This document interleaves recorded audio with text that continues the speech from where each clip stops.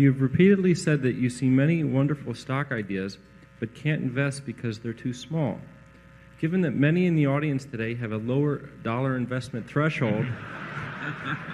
Do these stocks have names? Well said. Well, the answer to that is that we don't look anymore. We assume that there are a reasonable number of opportunities as you work with smaller amounts of capital, because it's always been true. I mean, it was over the years, as I looked at things, clearly you run into companies that are less followed as you get smaller, and there's more chances for inefficiency when you're dealing with something where you can buy $100,000 worth of it in a month rather than $100 million.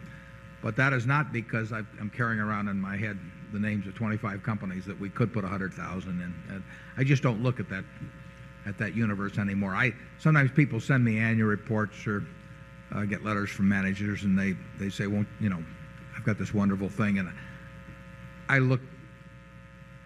usually know ahead of time, but I mean, I would first look at the size, and if the size isn't right, and it isn't going to be virtually any time, I don't look any further, because there's just no time to be looking at all kinds of smaller opportunities. I do think if you're working with very small amounts of money that there almost always are some significant inefficiency someplace to find things that I've mentioned to some people. When I started out, I actually went through all of the Moody's manuals and the Standard & Poor's manuals page by page, and you know, it's probably 20,000 pages, but there were a lot of things that popped out, and none of them were in any brokerage report or anything of the sort. They were just plain overlooked, and you could find out about them, but nobody was going to tell you about them.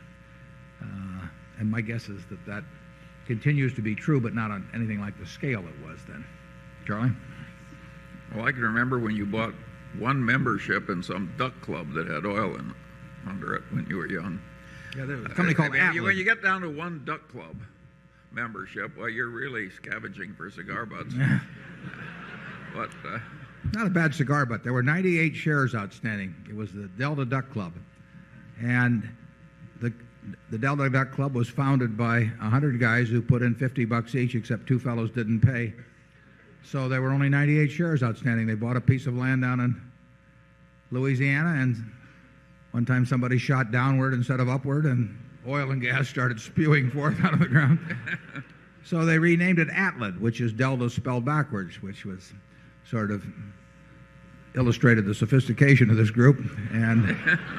And a few years later, they were taking at $3 a barrel oil, they were taking about $1 million a year in royalties out of the place, and the stock was selling at $29,000 a share, and it was earning $10,000 a share. No, it was earning about $7,000 a share after tax, about $11,000 pre-tax, and it had about $20,000 a share in cash, and it was a long-lived field. So, you know, I use that sometimes as an example of efficient markets, because somebody called me and offered me a share of it, and